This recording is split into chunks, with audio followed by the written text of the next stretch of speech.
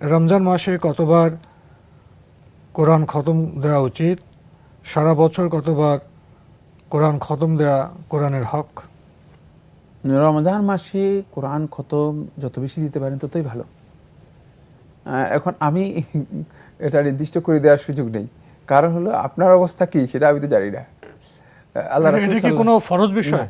না, আল্লাহ রাসূল সাল্লাল্লাহু আলাইহি ওয়াসাল্লাম এই ধরনের কোনো কিছু নির্দিষ্ট করে দেননি যে রমজান মাসে এতবার খতম দিতে হবে। এটা নফল বিষয় না? তবে নবী সাল্লাল্লাহু আলাইহি ওয়াসাল্লাম রমাদানে একবার খতম করতেনই, আর নবী সাল্লাল্লাহু আলাইহি ওয়াসাল্লাম তার ইন্তেকাল যে বছর হলো সে বছর তিনি 2 বার খতম করেছেন, এটা প্রমাণ পাওয়া যায়।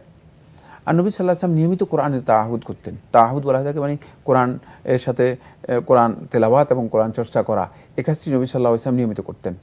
এটি নবী সাল্লাল্লাহু আলাইহি ওয়াসাল্লামের আদাতের মধ্যে অন্তর্ভুক্ত ছিল। এর জন্য নবী সাল্লাল্লাহু আলাইহি ওয়াসাল্লামের রুটিন ছিল রাত্রে একটি অংশে আল্লাহ নবী সাল্লাল্লাহু আলাইহি ওয়াসাল্লাম সময় করে নিতেন, মানে কোরআন তেলাওয়াতের জন্য কোরআন তেলাওয়াত করতেন। এটা প্রমাণিত হয়েছে বিভিন্ন রিওয়ায়াতের মাধ্যমে। যেটি বলছিলাম সেটা হলো এই সালফে সালেহীন রমাদান মাসটাকে রমাদান মাসটাকে এত বেশি গুরুত্ব দিতেন যে রমাদান মাসে মানে যথাসম্ভব যত বেশি তেলাওয়াত করা যায় সেটা করতেন। আর রমাদান মাস ছাড়া এক মাসে অন্ততপক্ষে একবার কোরআনে কারিমের খতম দেয়া, এটা কোরআনে কারিমের হক হতে পারে বা দাবি হতে পারে।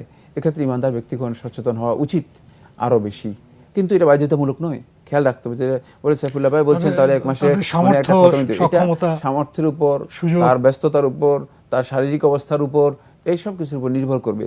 তবে সালফে সালেহীনের আমল দ্বারা প্রমাণিত হয়েছে তারা রমাদান ছাড়াও অন্যান্য মাসে মানে একবারের চেয়ে আরও বেশি খতম দিতেন।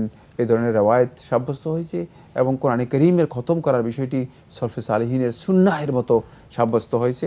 সাহাবায়ে কেরাম থেকে শুরু করে একেবারে তাবেঈনদের পরবর্তী তাবেঈনরা এবং তার পরবর্তী আইমাতুল ইজতিহাদ যারা ছিলেন সবাই কোরআনে কারীমের খতম করতেন। এটি একেবারেই মুসলিম উম্মার কাছে স্বীকৃত একটি বিষয়, এটি গুরুত্বপূর্ণ একটি ইবাদত। প্রিয় দর্শক, আমাদের কোরআন চর্চা, কোরআন খতমের দিকে বোধহয় আরও বেশি মনোযোগী হওয়া উচিত।